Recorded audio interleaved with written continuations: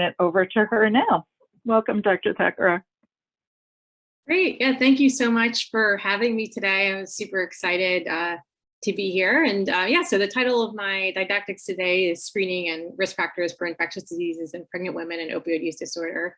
As was mentioned, I'm on faculty for infectious disease and addiction medicine at MaineMOM. Next slide. All right, and I think we reviewed the learning objectives already, actually, so I will breeze through those. So the outline for the talk today, I'll just want to briefly review the epidemiology of infectious diseases and substance use among pregnant women. In the interest of time, I'm going to be skipping over sexually transmitted diseases, which are clearly important, but just not enough time for this talk today. Also reviewing some screening and also considerations for prevention and treatment of some of these infections. Next slide. Okay, so just to get everyone in the mindset of, thinking about these issues. So I shared a case here, which is loosely based on someone, a 35-year-old pregnant woman, 27 weeks. I went to write the GP and then I realized I forgot what all of that stood for. So I put 27 weeks with opioid use disorder, hepatitis C, tobacco use disorder, hospitalized for MSSA, mitral valve infective endocarditis, and right arm cellulitis, presumed skin soft tissue source. And so the question is, how would you counsel this patient on the prevention and treatment of injection drug use associated infections?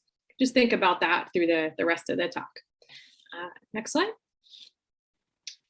So in terms of infectious diseases among women who inject drugs nationally, looking at HIV in particular, these data are from 2018. The data sadly kind of lagged behind by a few years in CDC.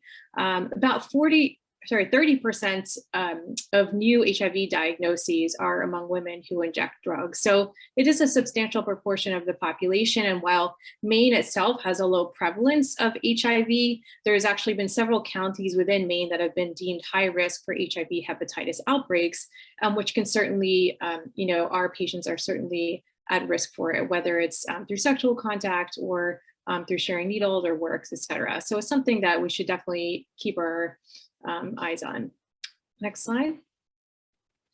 And the other thing I wanted to bring up is viral hepatitis. So this is the rate for acute hepatitis B cases in Maine. So Maine is sort of the teal color, US rates of acute hepatitis B in blue. And from 2018 to 2019, you can see there was about a 12% increase in acute hepatitis B cases in Maine. And about 50% of these cases were attributable to injection drug use. About 40% of them were in women. There's no data on, at least I don't have data on pregnant women particularly, but given the high rates of potential perinatal transmission of hepatitis B, I think it's important to mention, especially since we're one of the states with the highest rates of acute hep B. Next slide. And also in terms of hepatitis C, so this is also common. We do have actually data on this in pregnant women.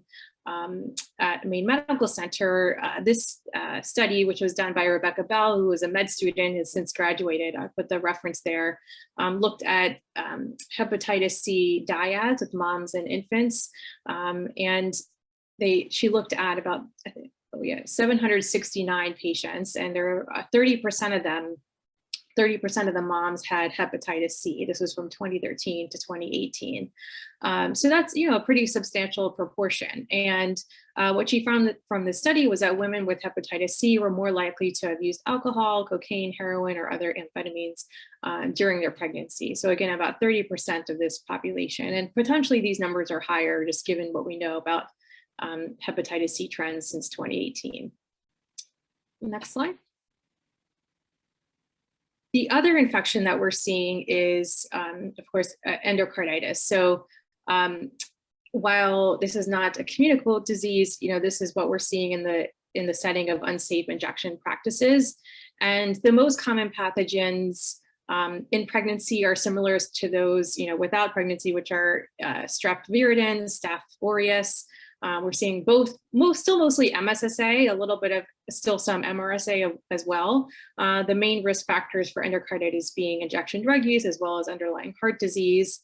Notably, maternal mortality is about 11 to 33% in the studies that were done.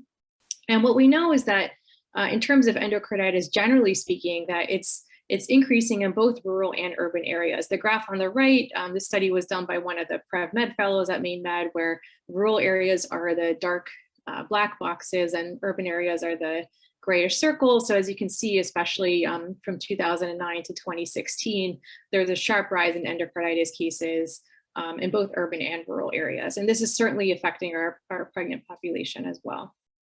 Next slide. So next we'll talk a little bit about screening for infectious diseases when you're seeing folks in the clinic or in the hospital and talking about screening tests. Next slide. So, general screening is, as I listed there, which you would do for anyone who's pregnant, HIV, hepatitis B, and we were just talking about the new guidelines, for Hep C screening. So universal screening was recommended in 2018 by the AASLD. I understand ACOG just made their recommendations. And so I think we're still catching up to that in terms of screening. So, and of course the torch infections and other STDs, but thinking about specifically pregnant women with opioid use disorder or any substance use disorder, really, you want to think about other diseases as well, such as tuberculosis. We often screen our folks for latent TB when we see them in the hospital, and that's specifically because many of them are experiencing homelessness. And so while the prior recommendation was to do a TST test, the skin test, or a PPD. We can also now, it is fine to do the blood tests like the quantiferon gold or T-spot, especially if you're worried about follow-up with your patient. So screening for latent TB. The other one is Hep A, again, which is more prevalent in folks who are unhoused. And then the other thing, just generally speaking, is doing a detailed history and physical, assessing for fever, new murmurs or injection sites, which could be concerning for subacute endocarditis. Next slide. So in terms of ID labs to consider, of course, HIV testing, and this can vary state by state, but obviously opt-out testing is preferred. And I started there, the viral load, because while the HIV testing is getting better and better with the 4th generation test of the antigen and the antibody, if you really suspect someone has acute HIV, if they're coming in with flu-like symptoms, you also would want to check an HIV viral load, which could detect the HIV infection a little bit sooner than the antigen antibody testing. Also checking the hepatitis C antibody. In Nordex, at least, we have a reflex to Hep C RNA. So it's really good if you can not just order like the Hep C antibody test, but the one that actually reflexes to the Hep C RNA, so that we know if that's detectable or not, and then can link them to care instead of like having them go back for another blood test. And then if they do test positive, I put there on the screen sort of the other hepatitis B serology that we would want, and hepatitis A serologies, because we like to get folks vaccinated if they test positive for Hep C. Obviously, you guys are all screening for hepatitis B anyway, the hepatitis B surface antigen. And if that's positive, checking a Hep B DNA. And then we also, in our hepatitis clinic, check a whole bunch of other tests for hepatitis B. And then also considering blood cultures if you're suspicious for endocarditis, if they've had any kind of symptoms that were concerning for endocarditis, fever, loss of appetite, et cetera.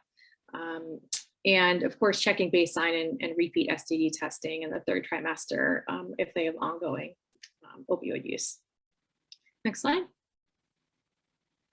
In terms of vaccines, again, flu, Tdap, COVID-19 are all recommended for the general pregnant population. I think if we just advance, have some animation, I think, for the next, there we go. Yeah, so specifically among people, pregnant women with opioid use disorder, it's really kind of a shared decision around offering these vaccines, but hepatitis A. So if it's specifically a pregnant woman who's experiencing homelessness, you may want to consider, having a talk with her about getting the Hep A vaccine. If she has either acute or chronic hepatitis C, you'd want to talk about offering, potentially offering Pneumovax or the pneumococcal vaccination, which does appear to be safe in second and third trimester. Now, there's inadequate data from ACIP, but it's something, again, just to talk about the risks and the benefits with women. Also, vaccinating for hepatitis B. I think having that conversation as well, especially if they might be sharing equipment or if they have a co-infection with hepatitis C, getting them vaccinated as well. And then also discussing Prevnar, but there's really a lack of safety information for PCV13. So that's something you could defer if the mom prefers, to second or third trimester, or just consider after pregnancy. But for folks who have concurrent tobacco use or alcohol use, we always recommend the pneumococcal vaccinations if they're not pregnant. So next slide.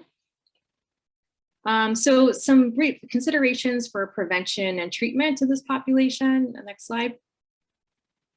So as I mentioned, we do have, there are several counties that have been deemed high risk for HIV hepatitis outbreaks. And there are certainly folks who have been exposed to HIV. And if you ever get that call that a patient who's pregnant feels like they've been exposed to HIV, they could be a candidate for post-exposure prophylaxis or PEP for HIV.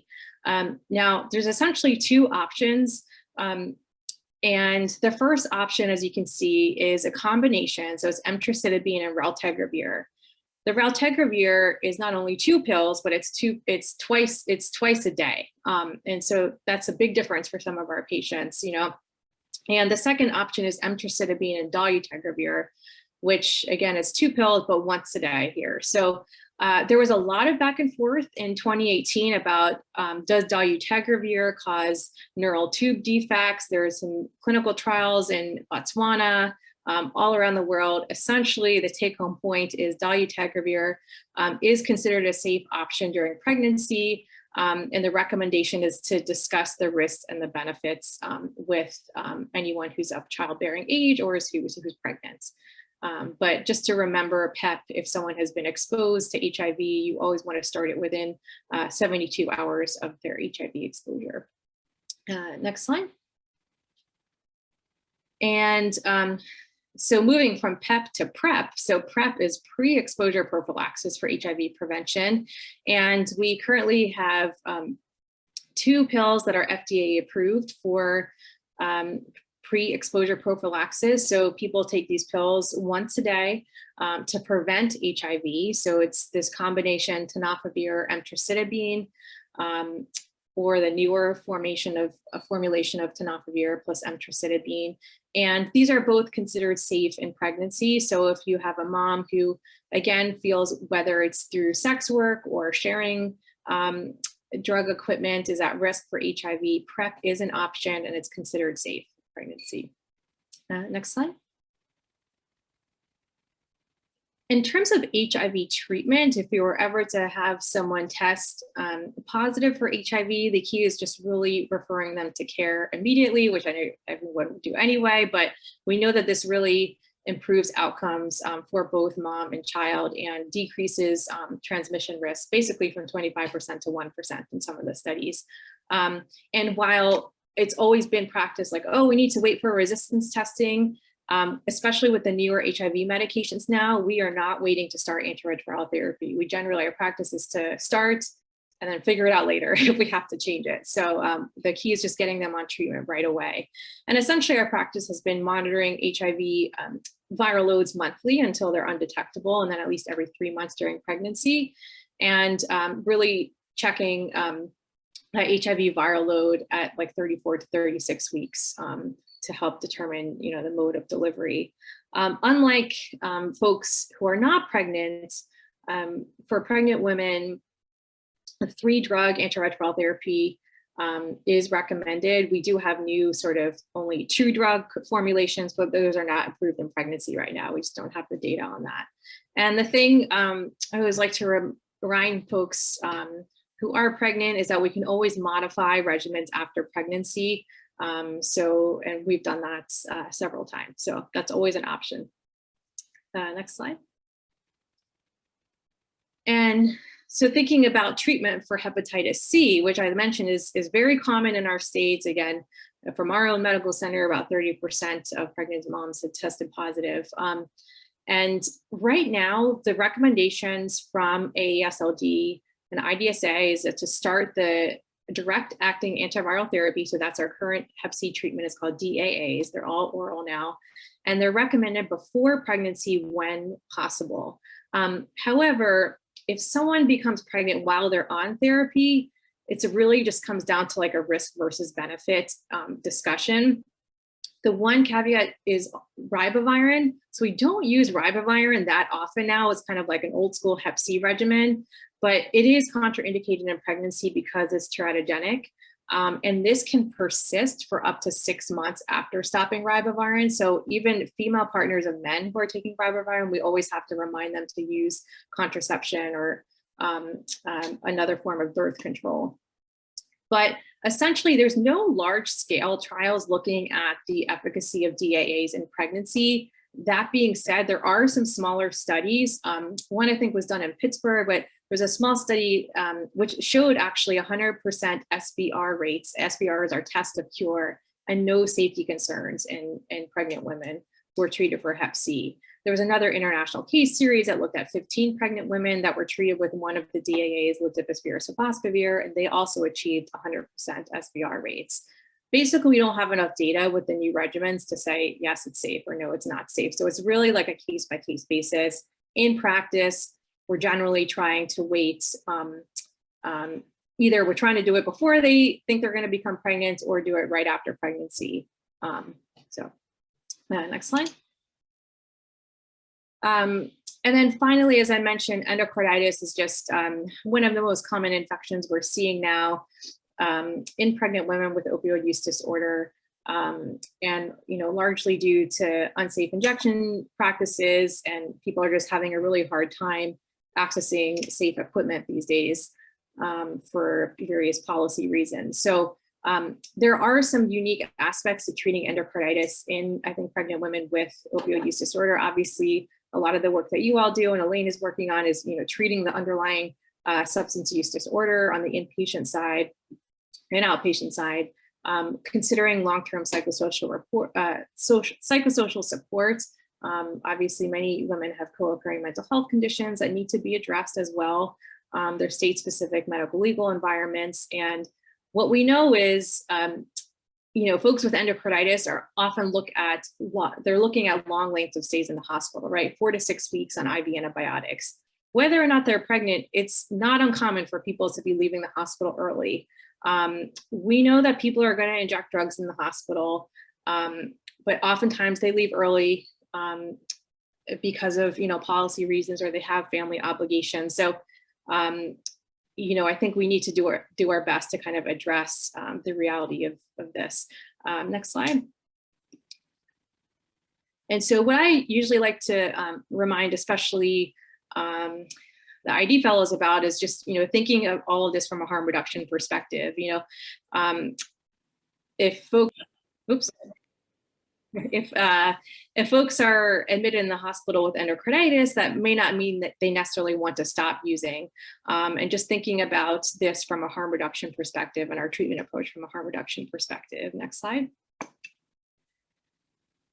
And so what does that mean exactly? So from an ID perspective, it means thinking about our antibiotic options. Like, yes, obviously we would want someone to be, get daily IV antibiotics for 4 to 6 weeks. But if that means they leave early and they have more of a chance of dying, then maybe we should meet them halfway and, consider oral antibiotics. Is that ideal? No. And, it could be less effective. But I think just making sure people are aware of their antibiotic options. There's a few risk scores that have been developed to try to assess, okay, is this person potentially going to inject in the hospital or potentially going to leave early, and trying to figure out, okay, how can we allocate our resources and what kind of support could this person use? Multidisciplinary team. So we have a multidisciplinary endocarditis team at MaineMed where we involve IMAT as needed, of course, at cardiology, CT surgery, all to make sure we're on the same page with a patient about treating their endocarditis. And again, just considering kind of shared decision making. Next slide. And so these are just general infection and overdose prevention strategies. We developed a checklist that we like to use on the inpatient side. So generally speaking, this is not just for pregnant women, but it's all encompassing really is, talking about safer use, safe injection techniques, screening for sexually transmitted infections, the vaccines, as I mentioned, TB screening, talking about pre-exposure prophylaxis with our patients, testing, screening for hepatitis C and linking them to care. That's like a big drop off, right, in our hep C cascade of care. And of course, prescribing naloxone to make sure they have naloxone on hand. Next slide. Oh yeah, and that's our little smart phrase checklist. Next slide. And then this was, I was poking around for this talk, I was poking around on the harm reduction website, and they actually had some specific harm reduction strategies for pregnant women with opioid use disorder. And so this would be a good resource to check out as well. Next slide. So some take-home points, injection drug use associated infections do continue to increase. When they do come to the hospital, I kind of look at it as a reachable moment in terms of treatment for their substance use, but also getting them vaccinated and screening for sexually transmitted infection, linking them to care. Oftentimes hepatitis C, for example, is like the hook to get people into care. And again, just taking sort of a harm reduction approach and meeting people where they're at. I think that is the end. Yeah, keep calm and support harm reduction.